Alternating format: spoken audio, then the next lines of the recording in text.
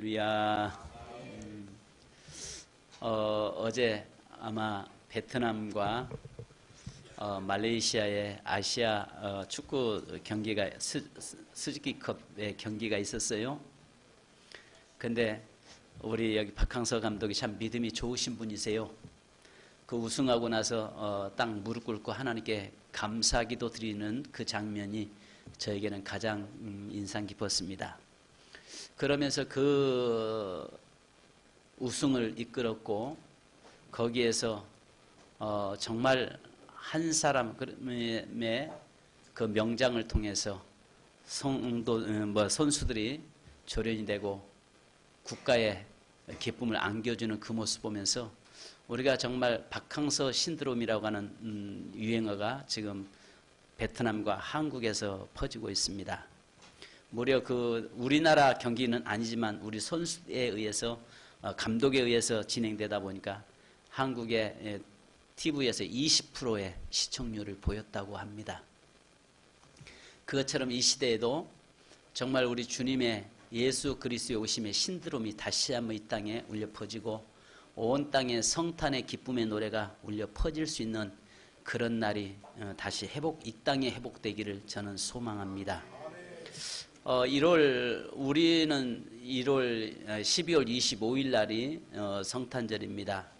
서방교회는 그렇고요. 동방교회에서는 1월 3일 날을 성탄절이라고 지킵니다. 또 어떤 분들은 그 이야기합니다. 성경에 12월 25일이나 1월 3일은 성탄절이 아니다라고 이야기합니다. 성경에서는 정확하게 날짜에 대해서는 이야기하고 있지는 않습니다. 그런데 우리가 25일 날을 지키거나 1월 3일 날 지키는 이유들이 있습니다. 여러 가지 물론 날짜적인 개념도 있겠습니다만은 만약에 그것을 무시하고 성탄절을 지키지 않으면 어떤 문제에 빠질 수 있냐면 예수 그리스도의 초림, 예수 그리스도의 성육신에서 이 땅에 오심, 이것들이 약화돼 버릴 수 있습니다.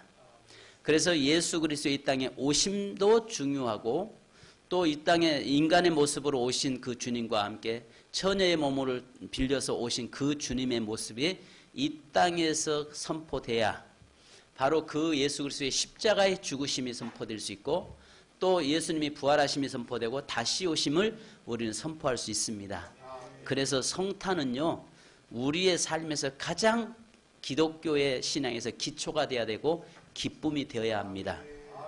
어떤 분들은 아니라고 해서 교회가 지키지 않는 교회도 있어요. 근데 그게 문제가 아니라 12월 25일 날 지키면 어떠며 1월 3일 날 지키면 어떠며 그걸 안 지키면 것보다 지키는 게 낫죠. 왜? 예수 그리스도의 오심을 우리는 분명히 선포했기 때문에 그것을 증거해야 되는 것입니다.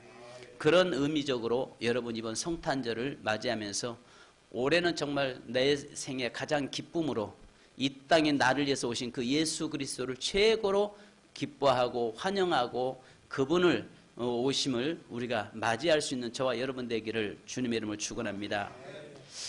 우리나라에 1993년도부터 94년도까지 미국 대사로 와서 임기를 마쳤던 제임스 레이니 교수라고 하는 분이 있습니다. 그는 학자고 정치가요 목사이기도 합니다. 그 레이니 교수는 임기를 마치고 귀국해서 에모리 대학의 교수가 됐죠. 그래서 그는 건강을 위해서 매일 아침마다 아침 저녁으로 걸어서 출퇴근을 합니다. 그런데 걸어가다가 항상 한 집을 지나가는데 그 집에 한 노인 한 분이 애롭게 쓸쓸하게 늘 벤치에 앉아있는 모습을 보았습니다. 그래서 이 레이니 교수는 지나가면서 그 노인에게 말을 걸기 시작하고 그리고 시간이 되면 그 노인과 함께 대화 나누면서 잔디도 깎아주죠. 그리고 또 커피도 함께 마시기 시작합니다. 2년 동안을 그렇게 서로 교제하고 오고 가면서 인사하고 했는데 어느 날 갑자기 이 노인이 보이질 않는 겁니다. 그래서 사람들에게 물어보니까 어젯밤에 그분이 돌아가셨다는 것입니다. 그래서 이 레이니 교수가 이 학교에서 오면서 그 장례식장에 들려서 그 노인의 장례식장에 이 장례에 가서 조문을 하게 되었습니다. 그런데 그때에 이 한 사람이 다가와서 이 레이니 교수에게 어떤 이야기를 하냐면, 회장님께서 당신께 남긴 유서가 있습니다 하고 봉투를 전했습니다. 유서의 내용을 보니까 너무나 놀랐습니다. 당신은 2년이나 내 집 앞을 지나면서 나의 말벗이 되어준 친구였고, 우리 집 뜰의 잔디도 함께 깎아주고 커피도 나눠 마셨던 나의 친구 레인이 고마워요, 이렇게 써놨습니다. 그리고 나서 나는 당신에게 25억 달러와 코카콜라 주식 5%, 그러니까 이분이 가지고 있었던 코카콜라 지분이 105억 불, 그러니까 105억 불이니까 엄청난 거죠. 이것을 유산으로 남깁니다, 이렇게 유서를 쓰는 겁니다. 너무나 뜻밖의 유산을 받은 레이니 교수는 세 가지 점에서 놀랐습니다. 세계적인 부자가 그렇게 검소하게 살았다는 것, 코카콜라의 회장 신분이었음을 알리지 않았다는 점, 아무런 연고도 없는 사람에게, 지나가는 사람에게 유산을 남겼다는 것. 그래서 이 레이니 교수는요, 그 에모리 대학의 발전기금으로 모든 것을 다 내놓습니다. 어쩌면은 이 코카콜라 회장으로 있다가 퇴직했던 이 사람에게 정말 이렇게 검소하게 이름 없는 그 사람의 삶을 통해서 지나가면서 오고 갔는데, 거기에서 그에게 감동을 주고 대화를 나눴을 때에 바로 그 사람에게 25억 불의 자기 유산과 함께 코카콜라 주식 5%를 그에게 넘겨서 에모리 대학을 모든 걸 기증하게 만드는, 기부하게 했던 바로 그런 일들이 일어났습니다. 그리고 나서 나중에 이 레이니 교수를 통해서 정말 모든 사람이 기쁨, 오늘 그에게 얼마든지 그 많은 재산을 가지고 자기의 부를 누릴 수 있고 축척을 할 수 있겠습니다만, 그는 그것을 에모리 대학의 발전기금으로 다 내놨던 그런 일들은 있습니다. 여러분, 예수님의 초림 어느 날 갑자기 임하셨죠. 만약에 이 레이니 교수가 그분이 코카콜라 회장이었고 그분이 그렇게 돈이 많은 사람인 줄 알았다면 접근은 아마 못했을 것입니다. 하나의 초라한 노인, 이름 없이 늘 벤치에 홀로 앉아서 있는 그분에게 말벗이 되어지고 찾아갔는데, 나중에 보니까 그분이 코카콜라 회장이었던, 전임 회장이었다고 하는 것이 알게 되었죠. 자, 서기관들은 이미 어디에서 예수님이 탄생할 것인지를 알고 있었죠. 그러나 그들은 준비하지 않고 있었습니다. 우리는 재림하실 예수님을 성경을 통해서 잘 알고 있죠. 그러나 준비한 자는 많지 않을 것입니다. 그죠? 예수님의 초림 때도 분명히 성경 서기관들은, 또 제사장들은 예수님이 메시아가 어디에서 올 것이, 어디로 올 것인가는 이미 알고는 있었잖아요. 근데 그것을 준비하고 있지는 못했어요. 그런데 오늘 여기에서 보면 정말 이름 없는 사람들, 초라한 사람들, 정말 볼품없던 사람들에게는 그것을 알게 하셨고, 그것을 통해서 이 그리스도의 초림을 준비케 하신 것처럼, 이 시대도 예수님이 다시 오신다고 하는 사실을 많은 사람들이 알고는 있죠.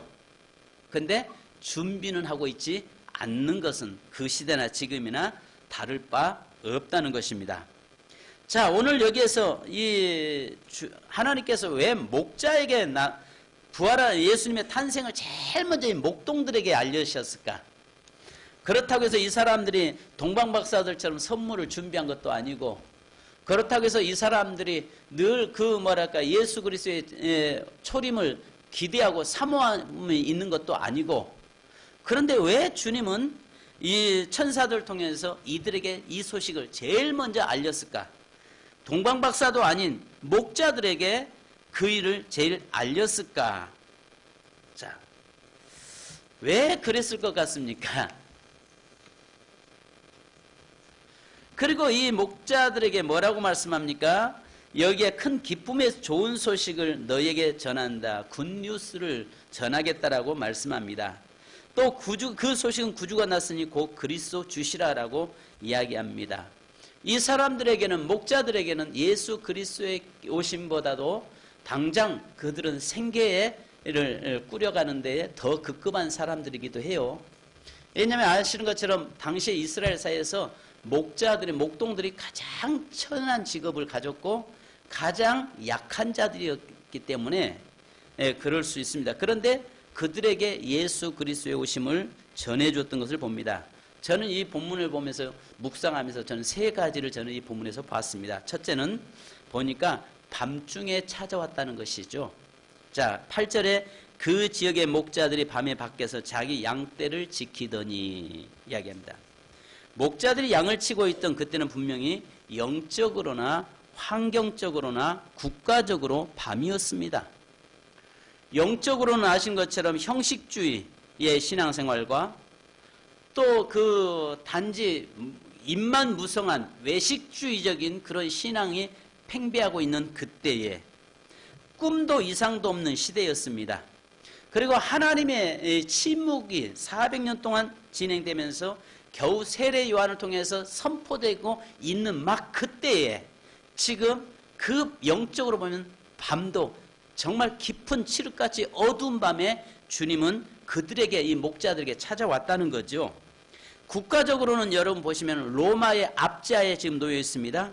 그래서 열강들의 그 경쟁 속에서 겨우 식민지하에서 놓여 있으면서 늘 국가 이 열강 틈바구니 속에서 겨우겨우 목숨 유지하면서 살아가고 있는 그런 시대의 그 밤이었단 말이죠.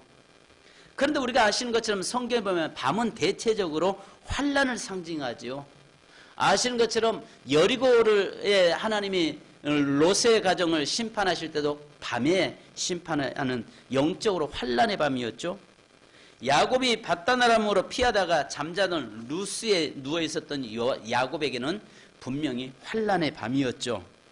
또 출애굽기 12장 29절에 보면 밤중에 여호와께서 애굽 땅에서 그 애굽에 있는 모든 사람들의 장자가 죽고 온 땅에 통곡이 눈물이 사무칠 정도로 그 자식을 잃고 울고 있었던 그 밤은 분명히 환란의 밤이었죠. 또 우리가 아시는 것처럼 민수기서 14장 1절에 기대를 가지고 그 12명의 정탐꾼들을 보냈는데 그들이 돌아와서 보고할 때에 우리는 그들에 비하면 메뚜기에 불과하다라고 이야기하는 소식을 들었을 때 온 회중이 소리를 높여 부르짖으며 백성이 밤새도록 통곡했더라라고 얘기합니다. 바로 밤은 대체적으로 성경에서 보면은 이 고난, 환란을 우리에게 이야기하고 있습니다. 시편 91편 5절에 너는 밤에 찾아오는 공포와 낮에 날아드는 화살과 이렇게 이야기합니다. 또 아시는 것처럼 밤은 우리가 잘 아는 것처럼 제자들에게도 마태복음 14장 25절에 밤 사경에 예수께서 바다 위로 걸어오실 때 밤에 풍랑이라서 고통 속에 있을 때 주님의 찾아오심을 우리는 보게 됩니다. 또 마태복음 성도에게도 마찬가지로 마태복음 25장 6절에 보면 밤중에 소리가 나되 보라 신랑이로다 맞으러 나오라. 밤중에 여기는 환란을 이야기하기도 합니다. 여러분 우리에게도요 영적인 밤이 있어요. 영적 밤, 환란의 밤이 있습니다. 여러분들이 우리가 아는 것처럼 평안할 때는 절대 예수 믿지 않습니다. 그죠? 여기 여러분 잘 내 인생이 정말 잘 풀리고 잘 돼서 그래서 내가 하나님의 은혜로 알고 내가 예수 믿게 되었고 교회 나왔다는 분 손 한번 들어보시죠. 거의 없습니다. 나름대로의 여러 가지 어려움을 겪거나 인생의 환란의 밤을 맞이했을 때 그때에 주님은 우리에게 찾아오신다는 것입니다. 그래서 여기에 목자들에게 그 밤에는 분명히 그들에게 영적으로나 환경적으로나 국가적으로나 환란의 밤이었습니다. 그런데 환란의 밤 속에 있었던 그 목자들에게 하나님은 찾아오셔서 그 기쁜 소식을 천사를 통해서 증거하게 만들었다는 것이죠. 내 인생의 삶도 영적인 환란의 밤, 영적인 곤고한 밤에 주님은 나에게 찾아오셔서 나를 만나주셨고 나에게 다시 나를 생명을 주시고 일으켜 세우셨다는 사실을 믿으시기 바랍니다. 여러분 어느 날 딸이 아버지에게 전화를 했습니다. 아빠 나 실명 되나봐. 각막 박리래. 그래서 하와이에서 변호사로 한창 일해야 할 나이에 실명이라니. 엄마 아빠가 딸 사는 하와이로 날아갑니다. 하와이는 눈부시게 아름다웠습니다. 그런데 이 아버지에게는 그 하와이의 눈부신 아름다움이 눈에 들어오지 않았습니다. 단지 딸이 각막박리라고 하는 그것으로 점점 시력을 잃어가고 앞을 못 보는 딸이 됐다는 것에 대해서 가슴 아파하면서 그곳에 이제 갔습니다. 그리고 아버지는 애써 딸을 만나서 괜찮아, 걔는 괜찮을 거야 라고 위로합니다. 여러 병원을 다녔지만 이미 병원에서는 뭐라고 하냐면 이미 늦었습니다. 이미 실명이 이제 시작돼서 도저히 회복하기는 어렵습니다 라고 하는 이 이야기를 듣습니다. 그리고 수술에도 가능성이 없습니다 라고 이야기합니다. 세상의 모든 아버지가 가장 아픈 것은 딸이 아빠하고 그 딸의 눈이 점점 시력을 잃어가고 있는 그 모습일 것이고, 그 아버지 앞에서 울고 있는 그 모습이 아버지에게는 가장 가슴 아픈 일이었을 것입니다. 또 아버지 역시 그 딸에게 눈물을 보이지 않으려고 애썼고, 딸 역시 아버지의 마음이 찢어져 아플까 봐서 눈물을 애써 감추며 태어난 척 하지만 속으로는 바로 울고 있었습니다. 그러면서 이 딸이 주일이 되자 딸이 아빠에게 이야기합니다. 아빠, 나와 함께 교회 가자. 아빠를 아는 사람은 아무도 없어. 나에게 기도 좀 해줘. 무신론자인 이 아버지가 딸을 따라 처음으로 교회 갔습니다. 교회를 갔는데 하와이에 너무 초라한 하와이 온주민 교회였습니다. 바로 그가 교회 갔더니 초라한 사람들의 예배를 드리고 있었습니다. 그들의 기도는 진정성이 있었고 자신들보다 더 어려운 이웃들을 위해서 기도하고 무릎을 꿇고 빌고 있었습니다. 이 사람도 자기 딸을 위해서 난생 처음 하나님이라는 분 앞에 무릎을 꿇고 기도를 했다고 합니다. 그분은 이렇게 기도했습니다. 하나님, 이 찬란한 빛과 아름다움, 생명이 넘쳐나는 이 세상을 당신이 만들지 않았습니까? 그런데 왜 당신의 사랑하는 딸 미나에게 그 빛을 거두려고 하십니까?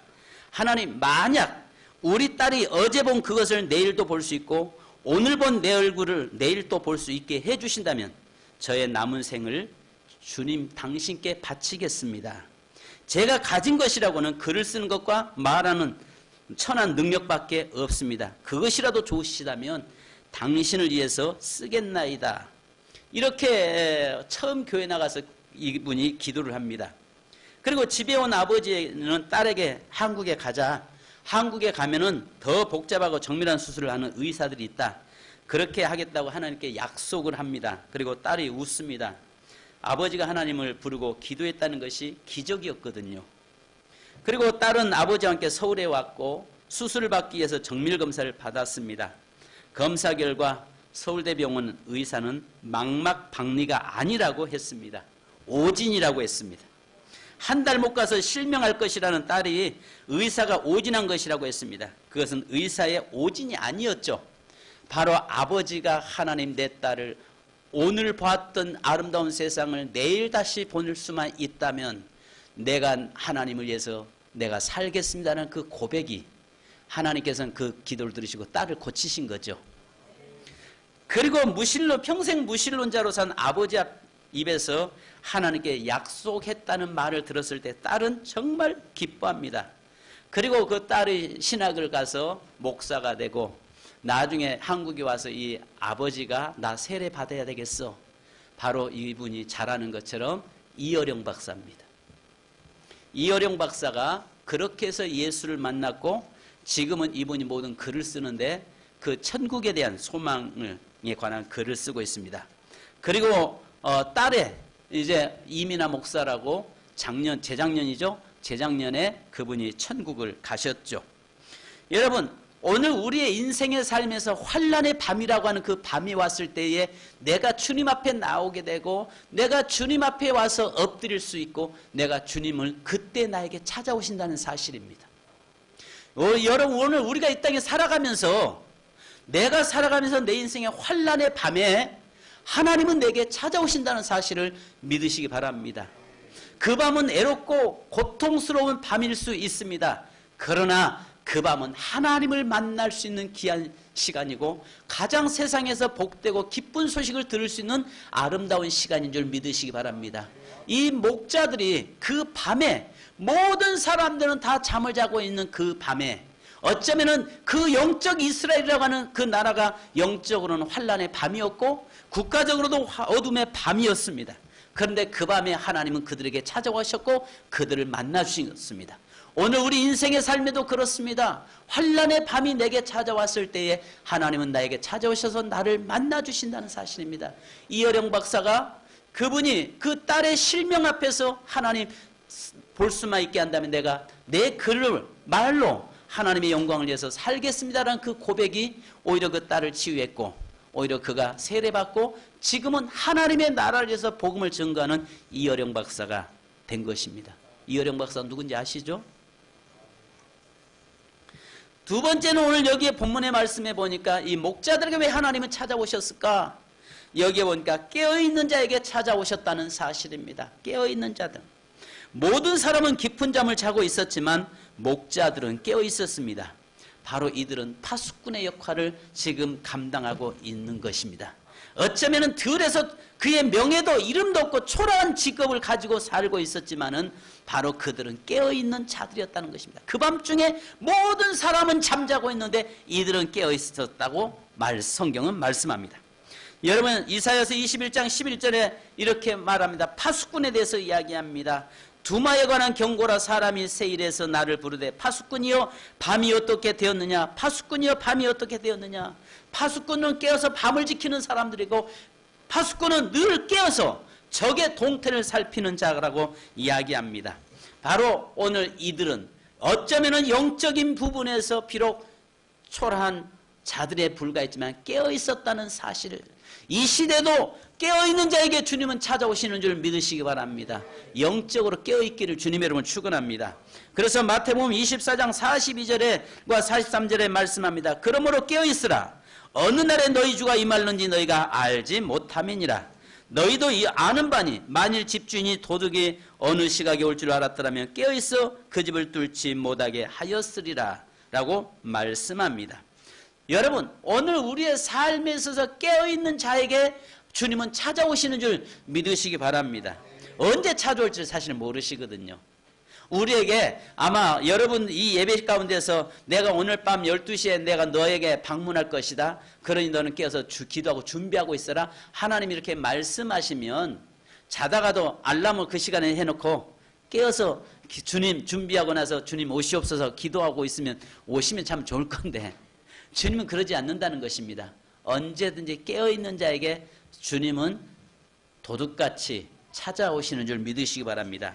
이들이 뭐랄까 예수 그리스도의 나심을 알고 깨어 있었겠습니까? 아니잖아요. 자기의 맡긴 직분 때문에 양을 지키기 위해서 깨어 있었던 거 아니겠습니까? 그랬을 때에 주님께서 저들에게 찾아오셨다는 사실을 여러분 우리는 볼 수 있습니다. 성도 여러분, 마태복음 25장 13절에도 그런즉 깨어 있으라. 너희는 그날과 그때를 알지 못하느니라 말씀합니다. 누가복음 12장 37절에도 주인이 와서 깨어있는 것을 보면 그 종들이 복이 있으리라. 내가 진실로 너에게 이르노니 주인이 띠를 띠고 그 종들을 자리에 앉히고 나와 수종 들리라 라고 말씀합니다. 이 목자들, 이 사람들 사람 취급이나 했습니까? 이 사람들 누가 인정이나 했습니까? 그런데도 주님의 가장 기쁜 소식을 천사들을 그들에게 보내서 제일 먼저 그 소식을 듣게 만들었고 하나님은 그들에게 찾아오셨다는 사실이에요. 왜요? 깨어 있었기 때문에요. 오늘 우리의 삶 속에서 여러분 깨어있는 자에게 주님은 찾아오신 줄 믿습니다. 마지막 세 번째로 아시는 것처럼 충성하는 자에게 주님은 찾아오셨습니다. 할렐루야. 목자들은 밤을 새워서 양을 지켰습니다. 그래서 마태복음 25장 21절에 그 주인이 이르되 잘하였도다 착하고 충성된 종아, 내가 작은 일에 충성하였으면 내가 많은 것을 내게 맡기리니 내 주인의 즐거움에 참여할지어다라고 말씀합니다. 그리고 디모데전서 1장 12절에 나를 능하게 하신 그리스도 예수 우리 주께 내가 감사함은 나를 충성되이 여겨 내게 직분을 맡기심이니라고 말씀하고 있습니다. 여러분 충성된 자, 작은 일이라도 그 일을 맡긴 자에게 주님은 찾아오셔서 만나주신 줄 믿습니다. 우리가 사무엘이 이새의 집에 방문했습니다. 그리고 나서 이새의 집에 있는 아들들을 보면서 아름다웠습니다. 그래서 바로 큰아들이 바로 그가 왕이 될 자라고 생각했습니다. 근데 성령께서는 아니다, 그가 아니다라고 이야기합니다. 둘째, 셋째 다 지나가는데도 하나님은 아니다라고 이야기합니다. 그때 사무엘이 뭐라고 이야기합니까? 또 있느냐라고 하니까 예, 지금 말째가 들에서 양을 치고 있습니다. 빨리 데리고 와라. 오지 않는 이상은 내가 결코 식사의 자리에 앉지 아니하리라. 그래서 오히려 보니까 다윗이 왔는데 다윗은 그 목동으로서의 충성된 목숨 내걸고 충성하고 있었던 그의 모습을 보잖아요. 그래서 나중에 다윗의 고백이 뭐라고 합니까? 사자에게 찢겨가는 그 양을 찾기 위해서 사자에게 덤벼들어서 사자의 입에서 양 새끼를 꺼내올 정도로 그렇게 충성했다라고 고백하고 있습니다. 하나님께서는 그 목동이었던 다윗을 통해서 그 나라의 성군 다윗으로 그 이스라엘 민족을 온전히 다시 세우는 자로 하나님이 만들었던 것을 우리는 잘 알죠. 여러분, 중요한 것은 오늘 하나님은 충성된 자를 만나주시고 그에게 찾아오시는 것입니다. 그래서 작은 일에 충성하는 자에게 하나님은 찾아오시는 줄 믿습니다. 그러면 왜 목자들에게 찾아오셨습니까? 여기에 보니까 아시는 것처럼 기쁨의 좋은 소식을 주기 위해서 찾아왔다는 것입니다. 바로 그들에게 기쁨의 좋은 소식 주려고 찾아왔다고 했어요. 세상에서 가장 좋은 소식이 무엇입니까? 여러분들, 세상에서 여러분에게는 가장 좋은 소식이 무슨 소식이에요? 아마 신용불량자는 신용이 회복되었다는 소리가 가장 기분 좋은 소리일 것이고, 직장에 의해서 기도하는 청년들에게는 좋은 직장에서 합격 통지가 올 때 가장 기뻐할 것이고, 아이가 들어서지 않은 젊은 부부에게는 임신됐다는 소식이 가장 기쁜 소식일 것입니다. 그죠?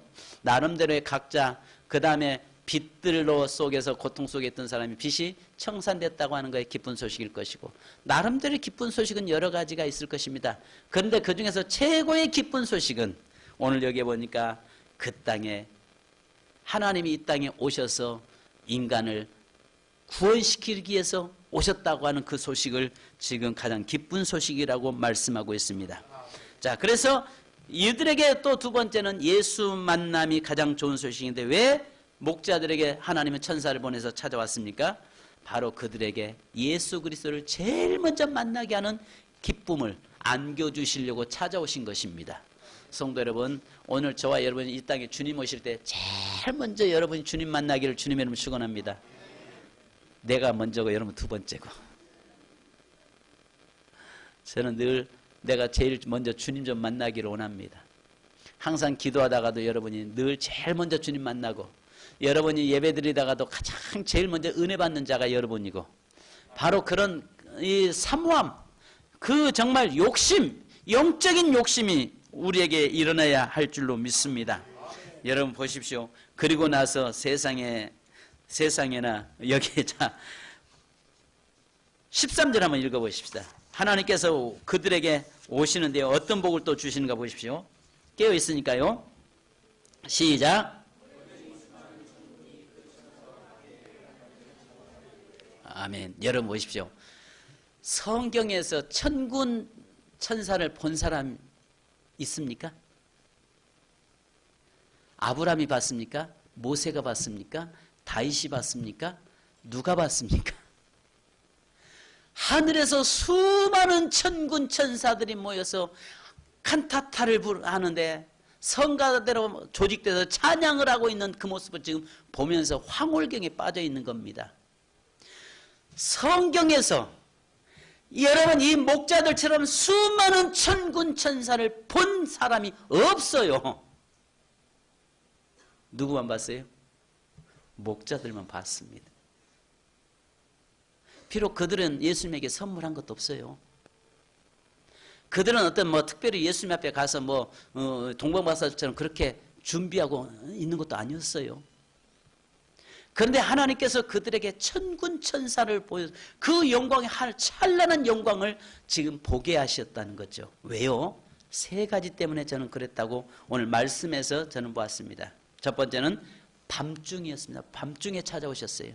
오늘 저와 여러분의 인생에도 환난의 밤에 주님은 찾아오시는 줄 믿습니다. 그 밤중에 여러분 보니까 목자들이 뭐 했어요? 깨어있는 그들에게 찾아오셨어요. 할렐루야. 그리고 마지막으로는 충성하는 자에게 찾아오셨어요. 1년간 여러분 내년도에 또 직분들을 맡겨질 것인데 아마 1년 동안 일하다가 보면 정말 힘들고 어려워서 시험 들고 상처받고 괜히 일하는 사람들은요 여러분 시험 들게 돼 있습니다. 일 안 하면요 시험 들 일도 없고 상처받을 일도 없어요. 근데 일하다 보니까 힘들고 어려워서 내가 내년에는 다시는 일하지 아니하리라. 내가 다시는 일하지 아니하리라. 내년에 좀 쉬고 싶어. 내년에는 좀 푹 쉬어야지. 여러분 심리도 못 가서 발병 납니다. 발병 나요. 그러니까 내년에는 쉬겠다고 늘 그런 말씀 마시고 어떤 직분을 맡겨주시든지 천군천사 앞에서 내가 충성함으로 천군천사가 수종 들고 나와 함께하고 함께 노래하는 그 영광스러운 그 모습을 볼 수 있는 저와 여러분 되기를 바라겠습니다. 여러분 첫 번째 이 목자들은 어떤 밤이었다고요? 밤에 만났어요. 밤에 환난의 밤에 어쩌면 영적으로 환난의 밤이고 우리가 환난의 밤에 주님 만났잖아요. 두 번째는 뭐였어요? 깨어있는 자에게 주님 찾아오셨어요. 세 번째는 뭐 했어요? 충성하고 있을 때 양들을 돌보면서 작은 일에 맡겨진 일에 충성하고 있을 때 주님은 그들에게 천사들을 그들에게 보내셔서 예수 그리스도의 탄생의 가장 기쁜 소식을 먼저 보게 했고 제일 먼저 예수님의 탄생을 목격하게 하고 보게 하고 경배하게 만들었고 천군 천사를 동원시켜서 그 일을 영광을 보게 하신 줄 믿습니다. 이 영광이 이 축복이 오늘 저와 여러분에게 있기를 주님의 이름으로 축원합니다. 우리 합심을 한번 기도하겠습니다. 주님 목자들이 봤던 그 주님을 우리도 보게 하옵소서. 목자들은 바로 예수님의 초림을 봤다면 우리가 늘 주님 밤에 깨어있게 하시고 충성하게 하시고 그래서 다시 오실 주님을 보게 하옵소서. 제일 먼저 만나는 축복이 있게 하옵소서. 기도하겠습니다. 할렐루야. 거룩하신 아버지 감사합니다. 저희들을 붙들으시고 인도하여 주시옵소서.